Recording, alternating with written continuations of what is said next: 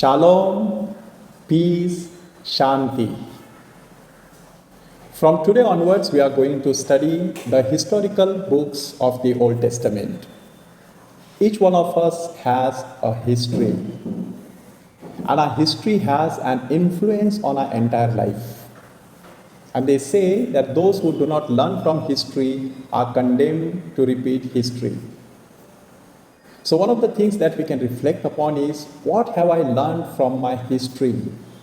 Who really created or what really created my history? My family members, my culture, my society, my attitudes, my inner disposition, the external pressure, all that has created my history. All this that we are talking about is secular history. But when we talk about Bible, we are not simply talking about secular history, but we are talking about salvation history. And salvation history includes God. God is the one who saves his people. He intervenes in the time that he thinks that his people are in danger. He accompanies them, he guides them, he leads them, he protects them, he redeems or saves them from the enemies. And that is how he leads them to the promised land. This is the entire history that we are going to study. Salvation history of the Old Testament consists of 10 important stages. One of the things that you can do for yourself is to write your own salvation history. When did I come to know about God? Who introduced God to me? Or how did I come to know about my religion? Where did I learn about my religion? Various stages, from baptism to First Holy Communion, then the confirmation, and then various phases in your life. When we come to the biblical history, it begins with prehistory. Chapters 1 to 11 of Genesis are known as prehistory. They transcend history. They cannot be located in place and time. So therefore, they are called, those events are called prehistory. So in this prehistory, there are 6 important truths which are revealed to us. The first important truth is God is the creator. You and I cannot be the creators. We may discover which is already existing, or we may invent by putting 2 things together, or we may become aware of something that is already there, or we may produce something, but we cannot create anything. God is a creator. So we have to always be aware of this fact that God is the creator. The second important truth is man is made in the image and likeness of God. What is the meaning of this? Image is something which is tangible. Likeness is something that we see in the mirror. So God is also tangible. We can see him with our eyes. We can touch him in the images of Jesus and Mary and the saints. And he is also reflected in the life of human beings. So man is the reflection of God. This is an honor. At the same time, it is a responsibility. So man is the image and likeness of God. The third important truth is man and woman are created as equals. Genesis chapter 1 verse 26 tells us that man and woman, or male and female, he created them.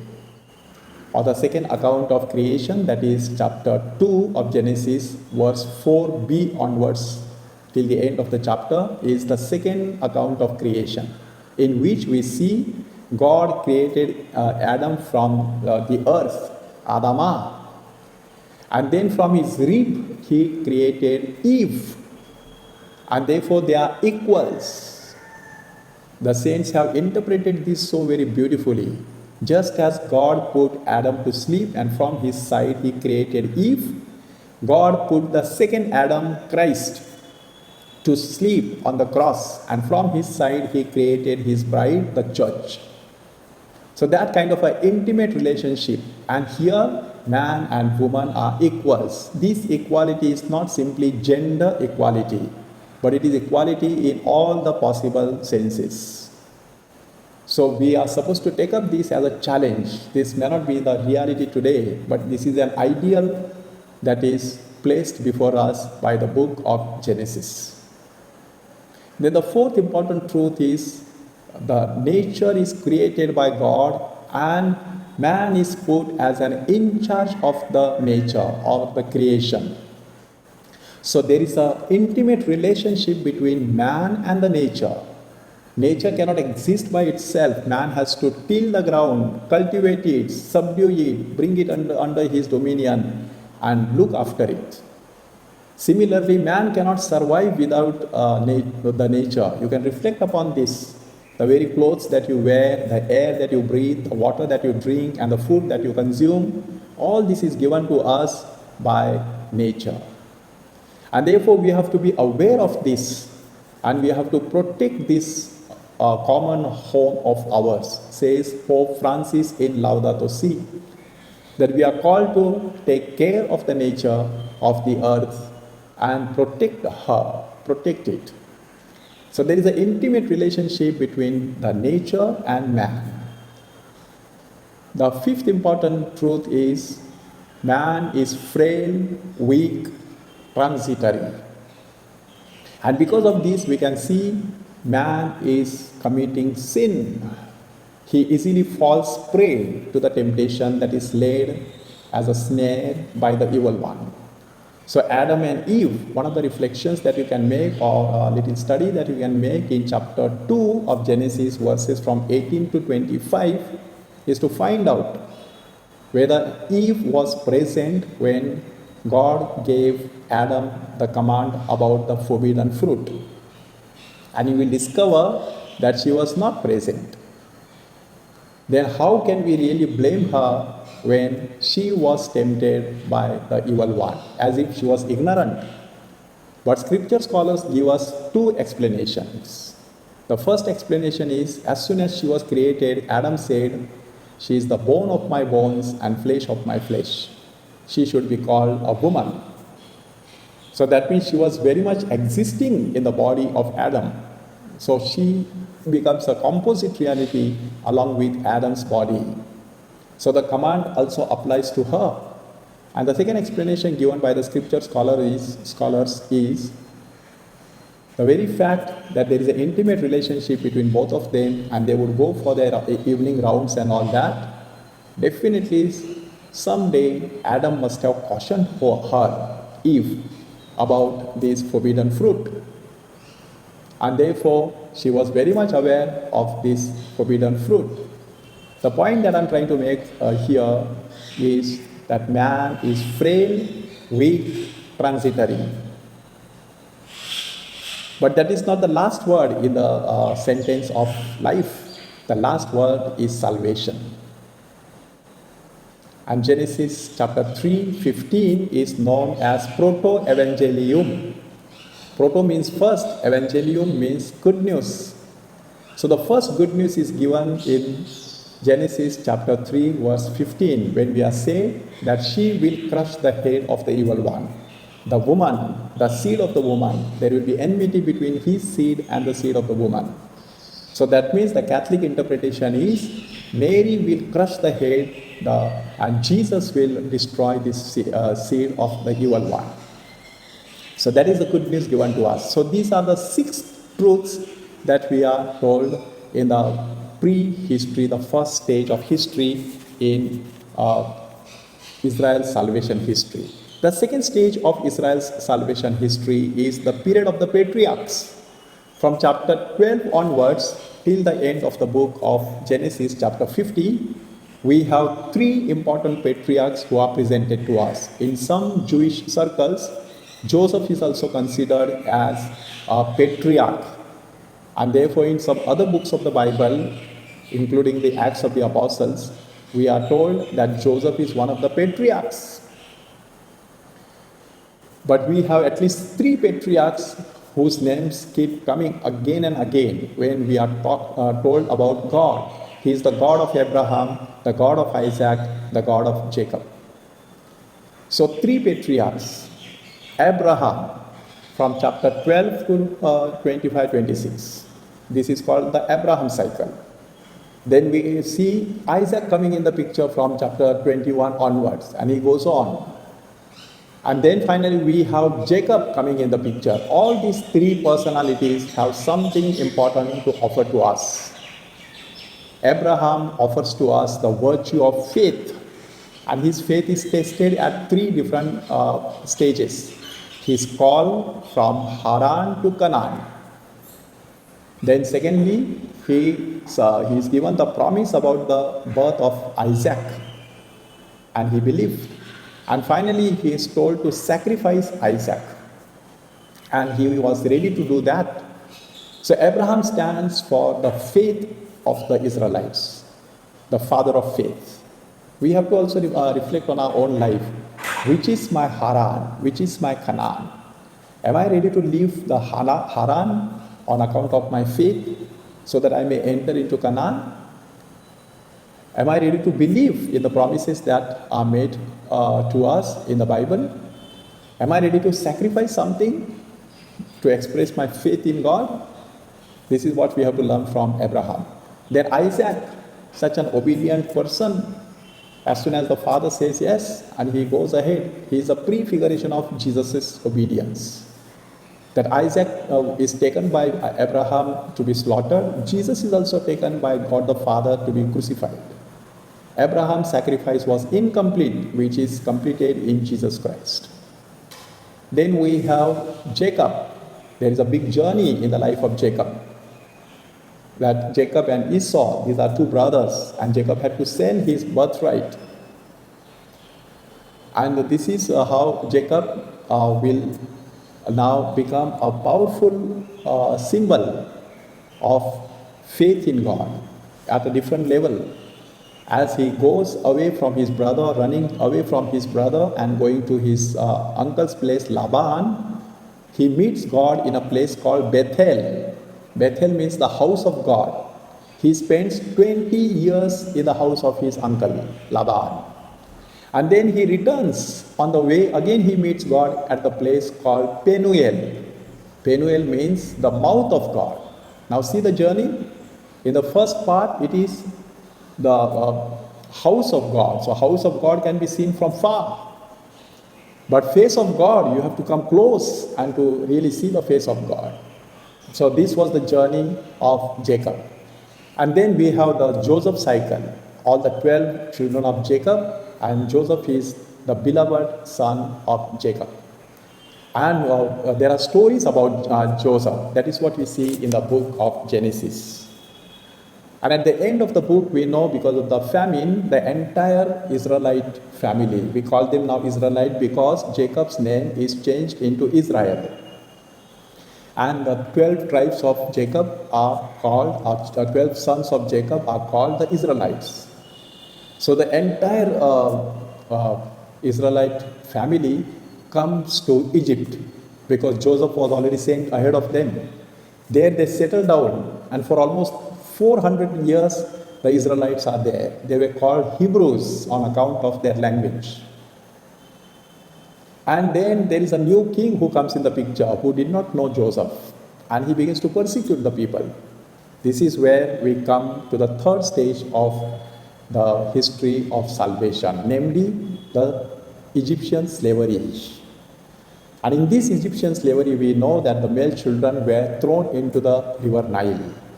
Female children were allowed to survive. People were persecuted. People were going through tremendous persecution and trial.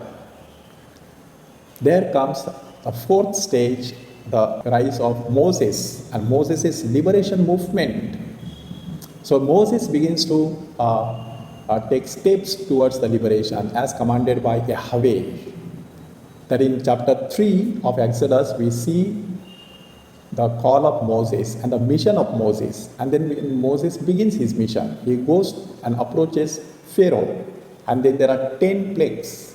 The last plague is the death of the firstborn in the family and among the cattle. And there begins the liberation movement. The liberation movement is understood in 3 stages. First, liberation from Egypt. crossing the Red Sea. That is the first stage. The second stage is the covenant at Mount Sinai. And the third is the whole journey in the wilderness. Now, the church understands this as the journey of every Christian, that we are under the influence of the evil spirit as if because of the original sin. We go through the waters of baptism and then we are given the 10 commandments. We begin our journey, and that journey is sometimes the journey through wilderness till we cross the river Jordan and come into the Holy Land.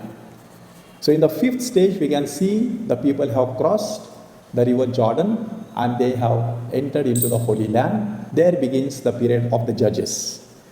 There are 6 major judges and 6 minor judges. When we study the book of Judges, we will study them.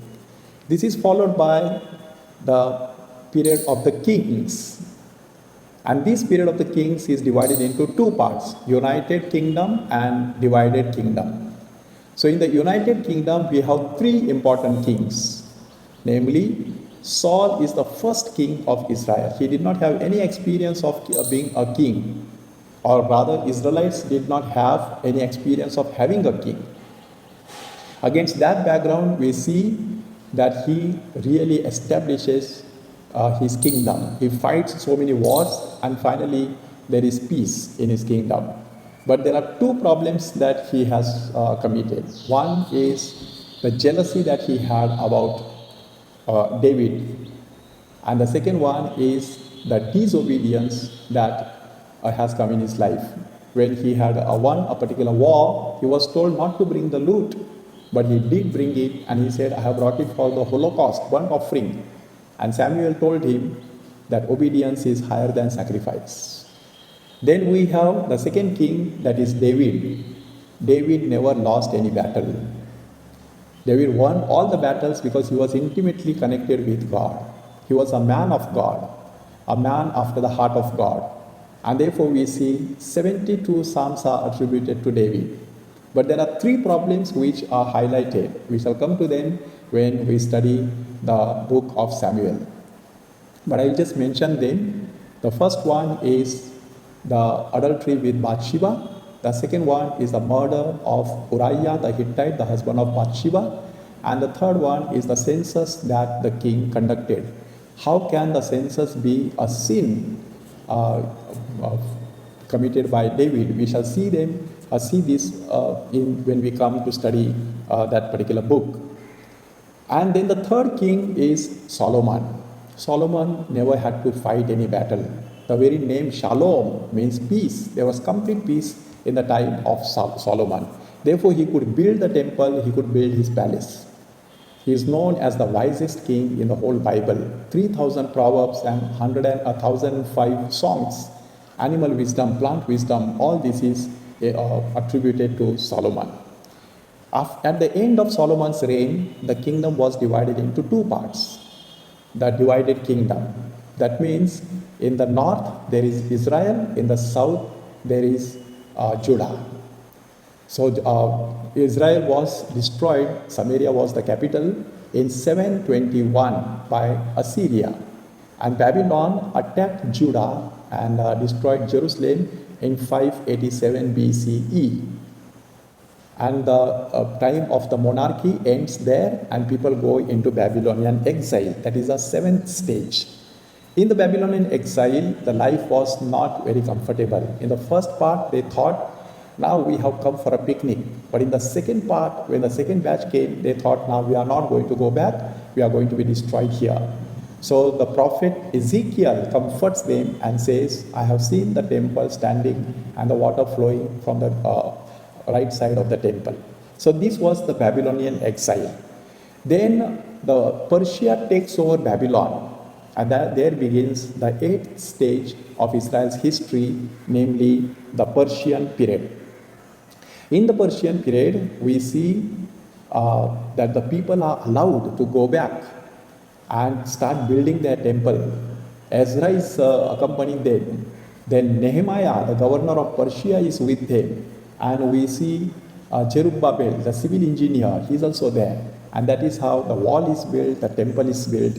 But the problem with this period is taxation. The next period is the Greek period. Alexander the Great, he conquered Palestine. And there began the Greek period, which starts in the year 333 and ends in 63 BCE. The problem of this period is Hellenization, that means spread or imposition of the Greek religion and culture on the people. And the contribution of this period is the translation of the Hebrew Bible into Greek, known as the Septuagint. Finally, we have the Roman period, 63 BCE to 135 CE. So this is the period in which we see Jesus coming into picture and the New Testament period begins. So we have altogether 10 stages of the history of Israel. These 10 stages of history of Israel are divided into 3 types of history. The first type of history is known as the Deuteronomistic history. The second type is known as the Chronicler's history, and the third one is known as the Maccabean history. In our next class, we shall see a little more about this and start studying the historical books, namely beginning with the books of Joshua and the Judges. Shalom, peace.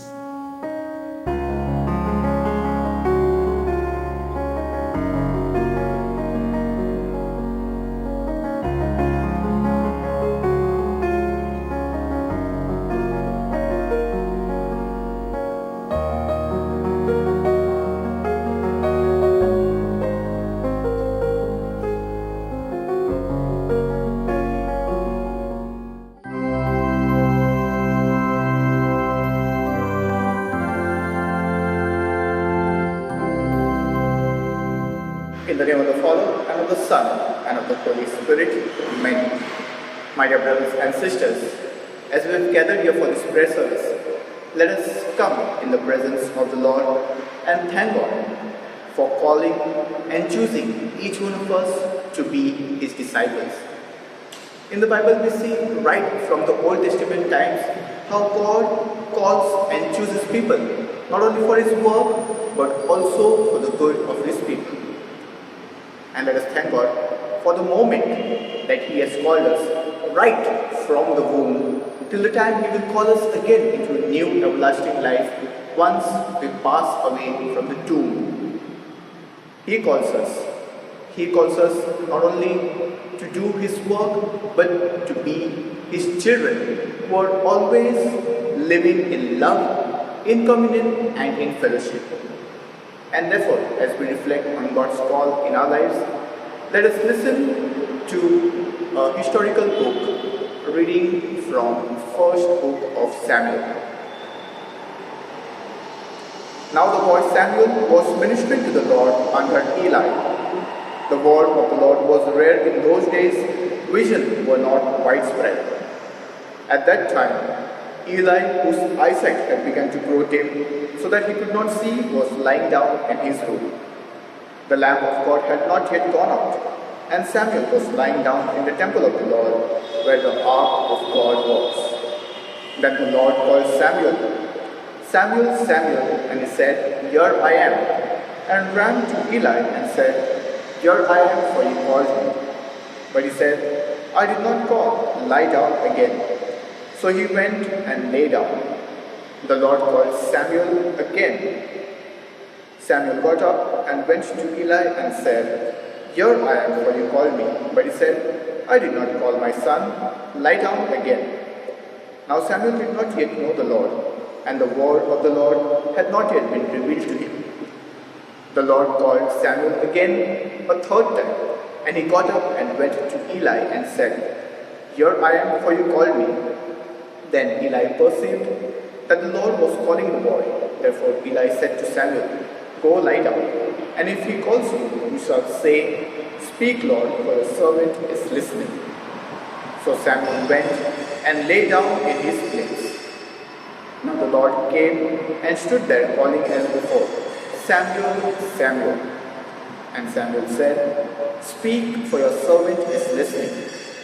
Then the Lord said to Samuel, See, I am about to do something in Israel that will make both years of animal to years of the kingdom.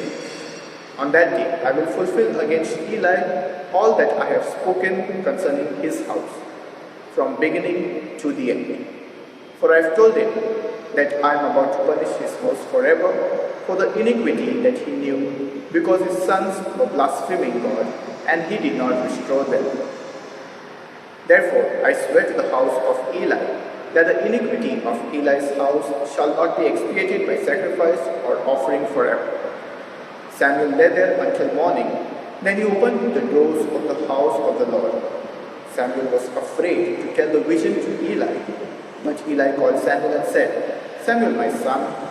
He said, Here I am.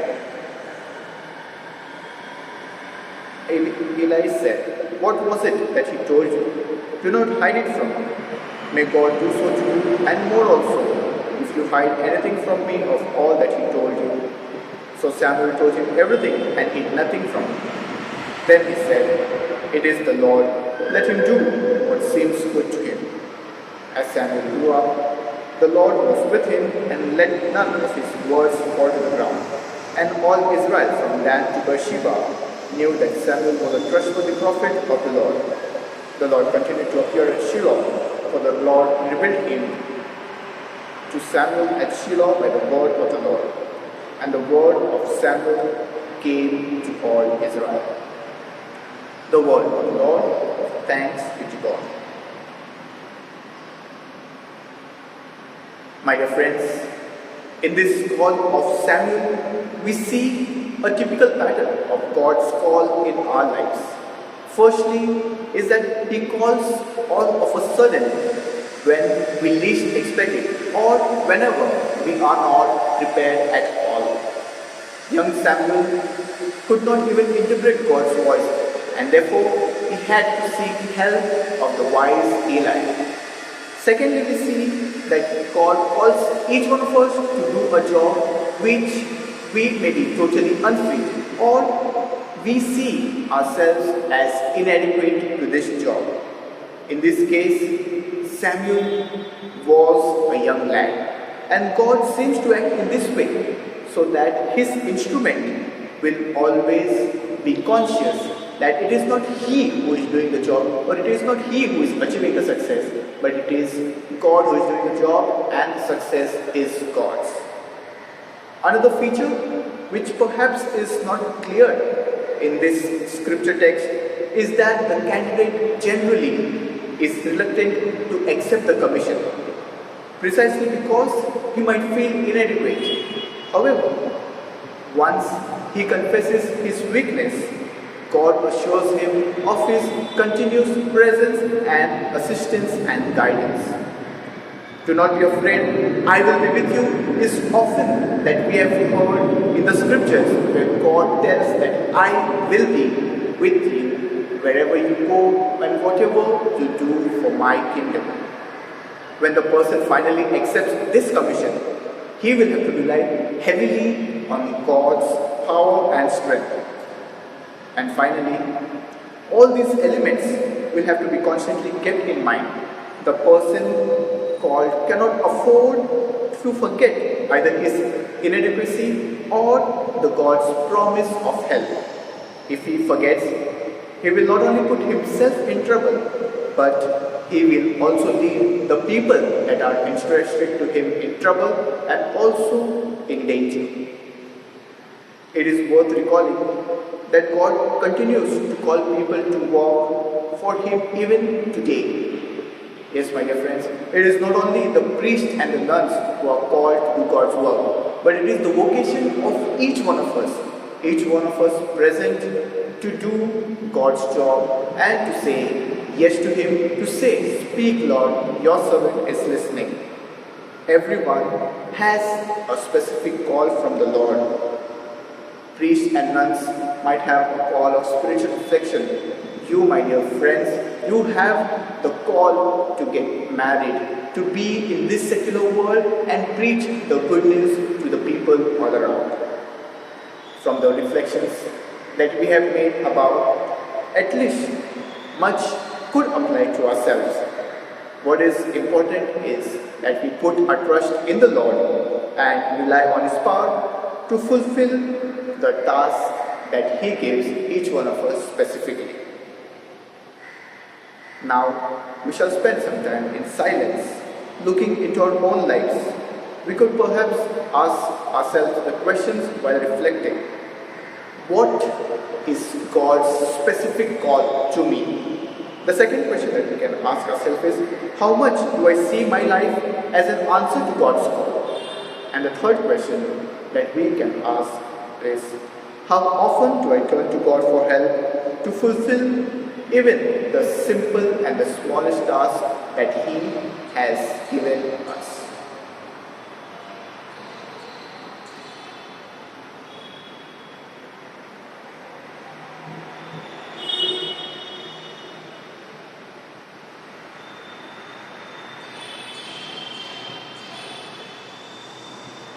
Having reflected on our calling through the reflections on the reading from the prophet Samuel, and later also reflected on some of the questions, we can make this call meaningful for us and for others.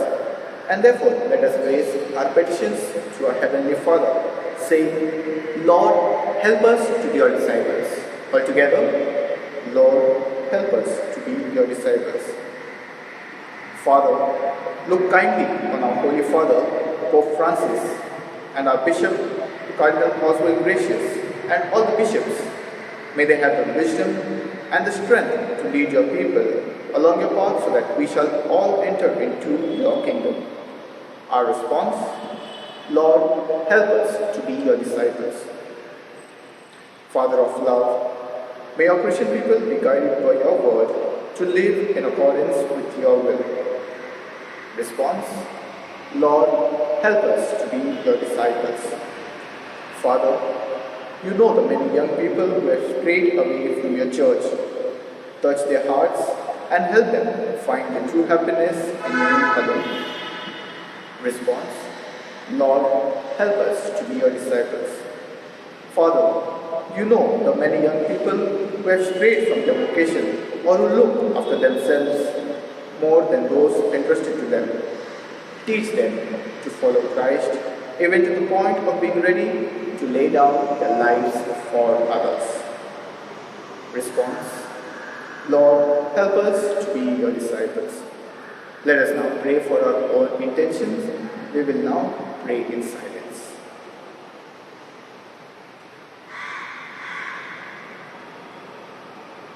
Response, Lord, help us to be your disciples. Let us now summarize our prayers and petitions to the Lord, saying, Our Father, who art in heaven, hallowed be thy name. Thy kingdom come, thy will be done, on earth as it is in heaven.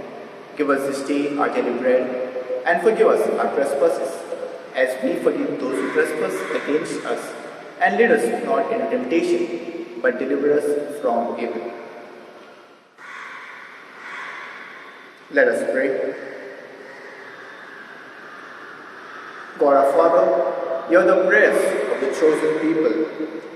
Guide our actions and help us to be faithful to your call, so that your name may be glorified in our calling and in the works that we do.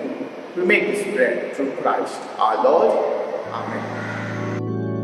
I tell you now, go proclaim.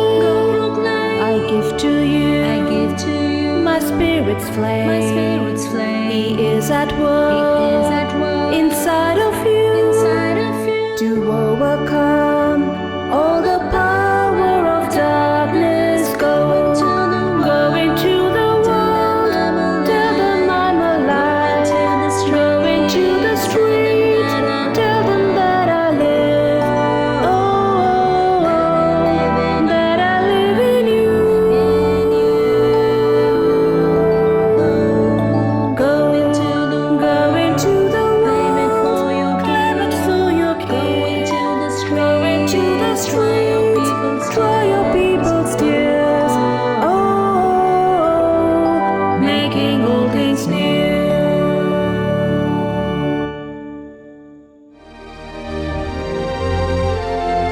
you.